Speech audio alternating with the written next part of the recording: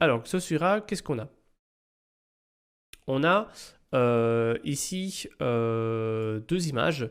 Bon, on n'est pas sur du forensique, on est sur plutôt un peu, on va dire ça, de la stéréographie. Et bah déjà, je vais aller dans mon folder. Voilà. Et concrètement, qu'est-ce qu'on a? Alors, quand Fred il a mis son Zorua, je sais même pas ce que c'est un Zorua, dans le Drift Veil. Ah oui, oui, oui, c'est un truc de Pokémon, c'est ça. Donc, son Pokémon Zorua dans le Drift Veil City Poké Center PC, ce qui est apparemment je sais pas moi, un truc où tu peux taper ton Pokémon enfin bref, dans le jeu Pokémon.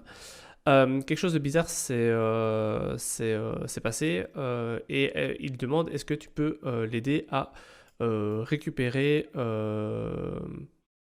ou en tout cas de comprendre qu'est-ce qui s'est passé. Voilà. Ensuite, qu'est-ce qu'on a? On a deux images. On a before.png et after.png. Alors j'ai déjà téléchargé ici pour le... Bah voilà, vu que j'ai solve le truc, ils sont déjà là. Donc je vais faire mon caja, je vois que ici, dans mon before, j'ai bien un petit Pokémon. D'ailleurs, il est très joli. Et le after, bah en fait, le after, il n'y a plus rien. L'after, il est complètement dead, il est complètement mort. Donc la grande question est de savoir, what the fuck, qu'est-ce qui s'est passé? Alors, la première chose que je fais, donc quand je fais je vois un avant-après, je peux faire un before. Je vois bien que j'ai un PNG image qui fait 215 sur 215 en 8 bits, blablabla. J'ai du RGB A, A ça veut dire alpha, donc on a des couches alpha également pour tout ce qui est ombrage et transparence. Et autre chose supplémentaire, on va regarder le after. Et le after, on voit que c'est data, c'est plus du tout une image. Bah oui, preuve en est, on peut pas l'ouvrir. Donc, à partir du moment où c'est un data, ben, qu'est-ce qu'on va regarder? On va commencer à regarder les premiers bytes de l'image. Et les premiers bytes de l'image, catastrophe, qu'est-ce qu'on voit? Bah en fait, le truc est complètement dead. Donc c'est plus du tout un fichier qui correspond à quelque chose qu'on connaît. Donc là, on voit qu'il y a beaucoup de ce qu'on appelle du randomness. Clairement, il y a un stress. Il y a vraiment un problème quelque part. Donc la question est maintenant de savoir comment est-ce qu'on peut récupérer l'information. Alors, il y a plusieurs approches possibles. Ma première approche, ça a été de me dire ça pue le XOR. Ça pue le XOR. On va faire un truc. On va tester un truc, par exemple. Je vais faire un xdump de, par exemple, after. Pipe head. On va récupérer les headers, les premiers headers simplement. Le shérif de l'espace. Comment ça, le shérif de l'espace? J'ai pas compris. Il y a une vanne. Il y a peut-être une vanne que j'ai zappée. XOR. XOR. Le shérif de... Je connais pas. Ah, les vieux connaissent. Alors attends, on va les regarder. XOR. Le shérif de l'espace. C'est quoi? Space Sheriff Cavan. The fuck? C'est quoi ça? Ah d'accord.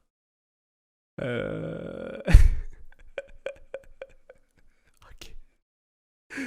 Ça va aller. Si, ça va aller. Ah, Xor. Ah, revoyons cette même scène au ralenti.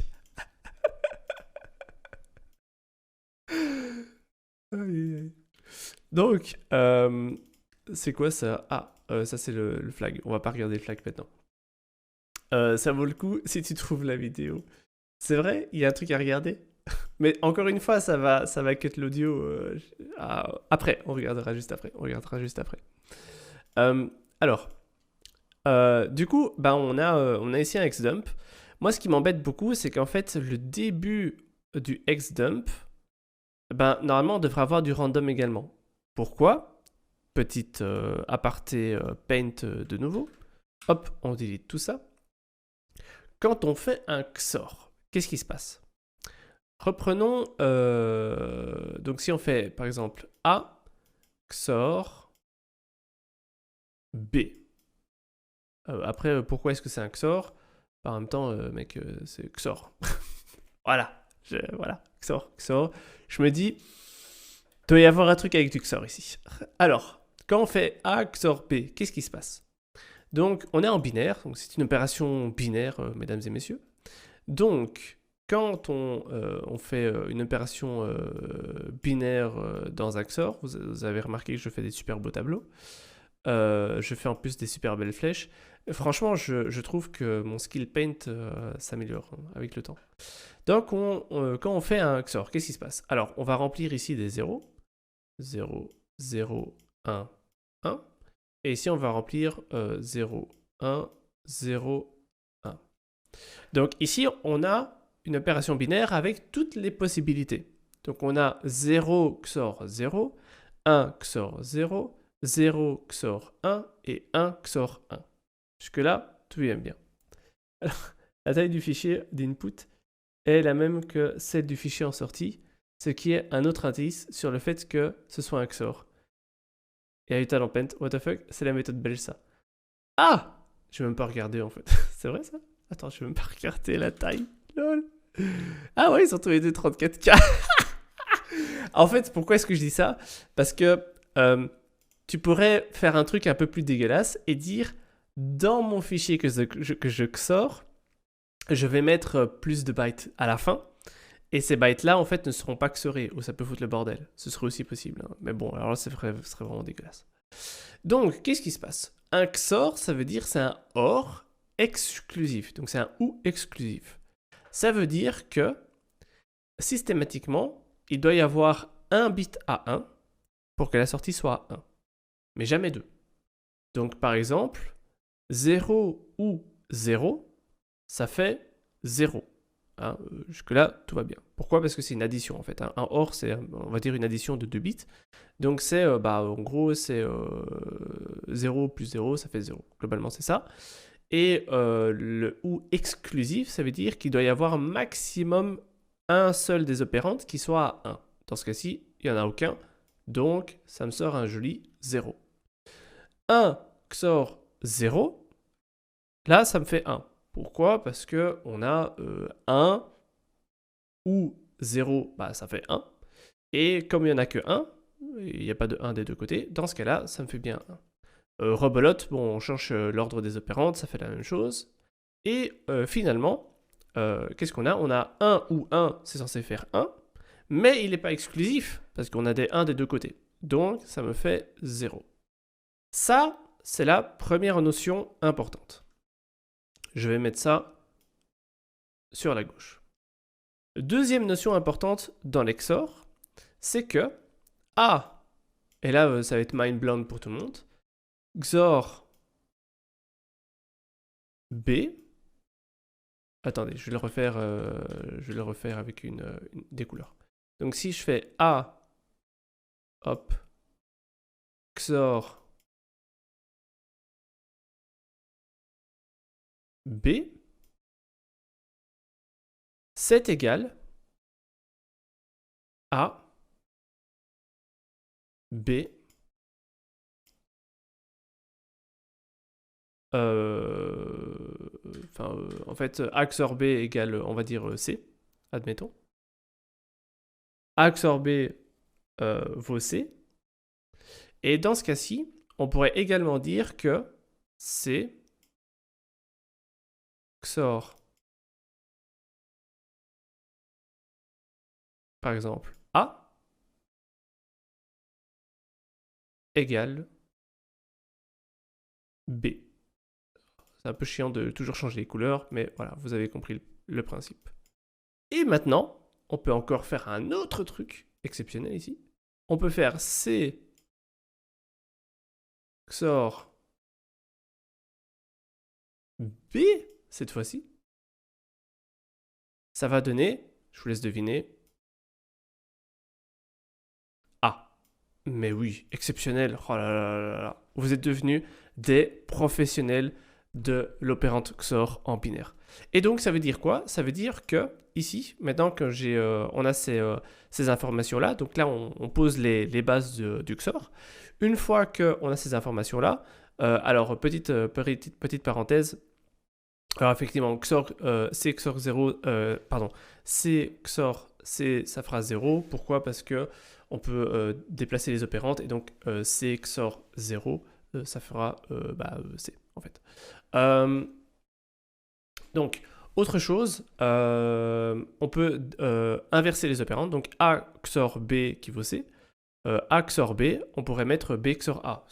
Ça va dans les deux sens. Hein. Et on fait sauter la grippe. Oh putain. Moriarty! Ça faisait longtemps.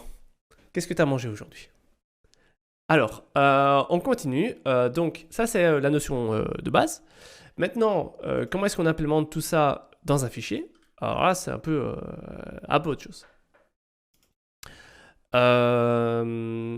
Donc, concrètement, on va écrire un script Python. Alors dans ce cas-ci, je l'ai déjà écrit. Et en fait, j'étais un gros flemmard, je l'ai pompé d'internet à la base. Et puis on l'a modifié avec Amendil. Concrètement, qu'est-ce qu'on fait? Alors, on prend deux images qu'on a mis en argument.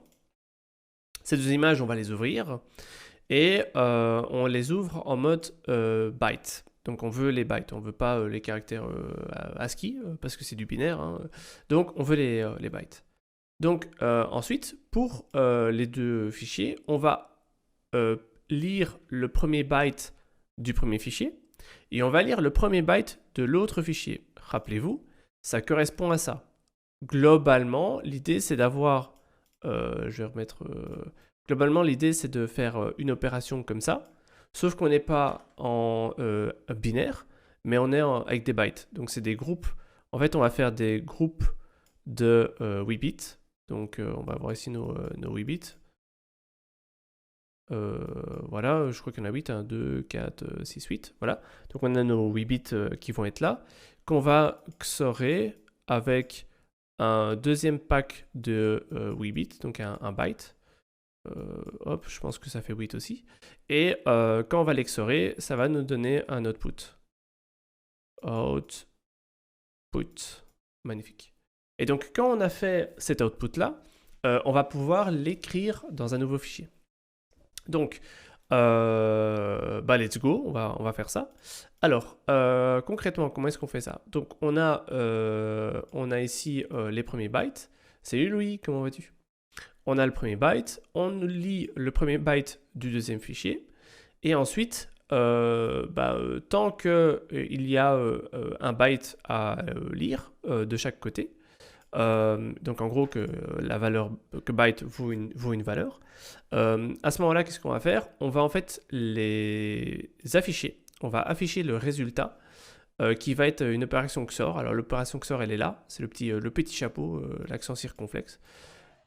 Oh là là, Louis, le sub. Oui, moi, deux subs. Deux chicken disnom, deux chicken disnom, deux chicken disnom, deux chicken disnom, deux chicken disnom, deux chicken disnom, deux chicken disnom, deux chicken disnom, deux chicken, je vais bien et toi? Je vais bien.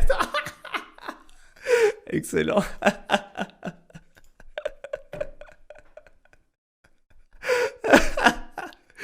Mais ce troll, quoi. C'est pas possible. Mais c'est un vrai troll, ce Louis. OMG, quoi. Donc, du coup, on a notre opération... on a une opération de XOR.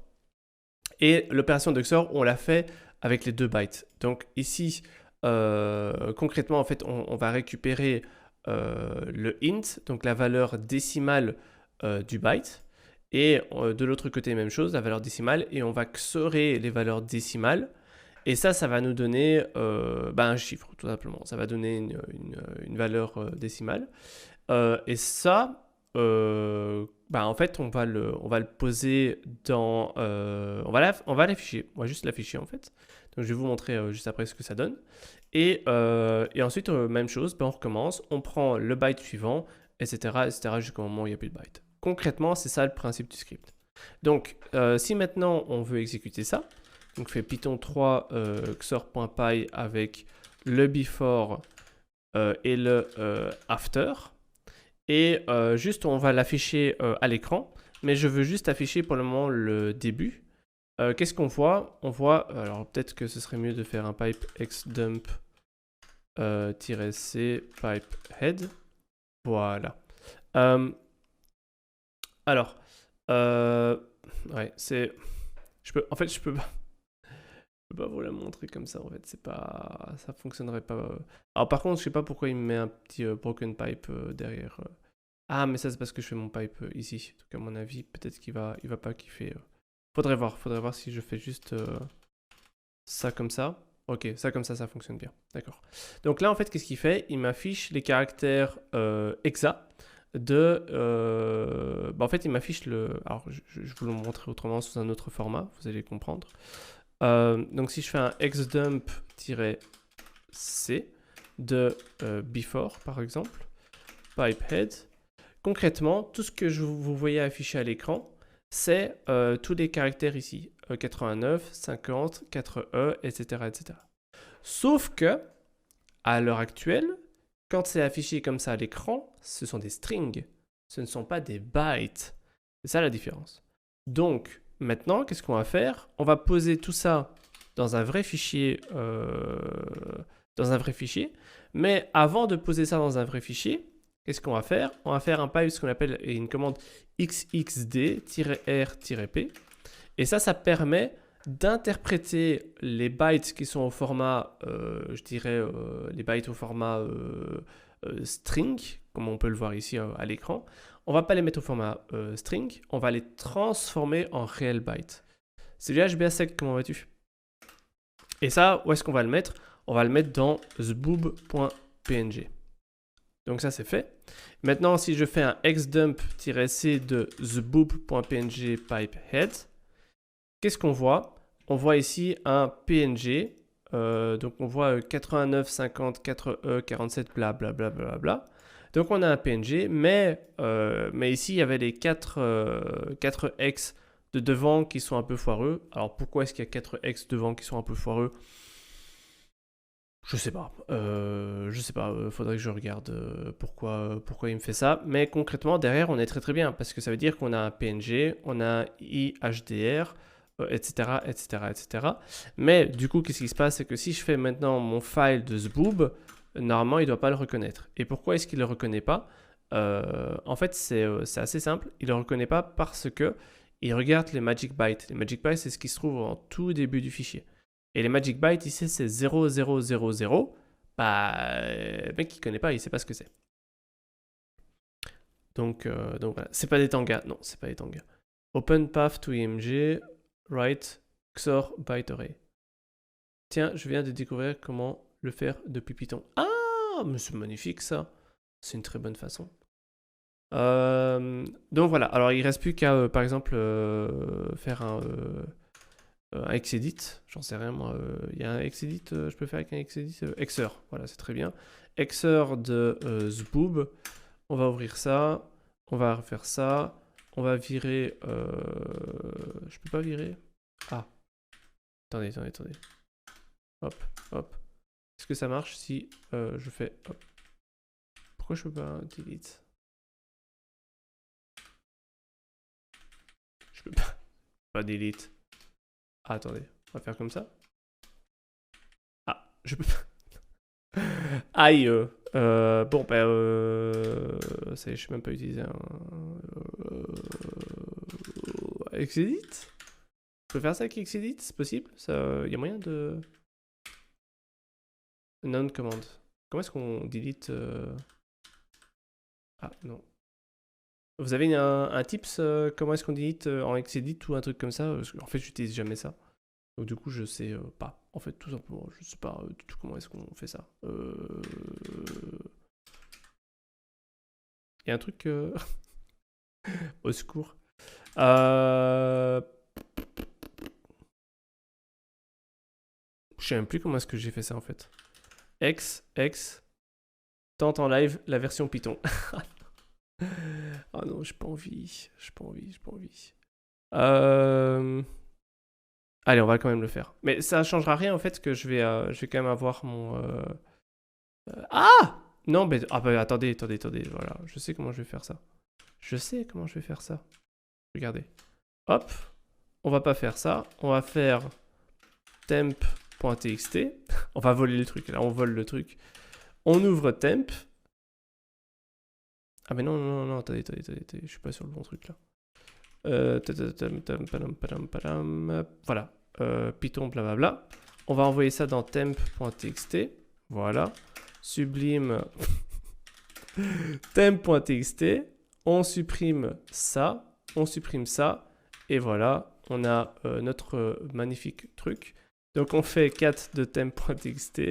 Pipe xd-r-p vers zboob.png. Et là, on peut l'ouvrir, on peut en faire un file de zboob par exemple. Et là, on a bien un PNG. Et maintenant, si on fait un joli Kaja pour l'ouvrir et qu'on regarde zboob.png, on a bien notre magnifique flag. Voilà. Ça, c'est des versions dégueulasses en CTF. Donc voilà, c'était notre magnifique châle Xorua. Voilà, c'était un truc. C'était sympa, c'est sympa. Au début, je me suis quand même pris la tête pour regarder l'Exor parce que je pensais qu'en fait que le fichier avait été renversé, donc les bytes de début étaient mis à la fin, etc. Ou carrément que les bytes étaient flippés, mais en fait, c'est pas du tout le cas. Donc voilà. C'est un châle assez sympa.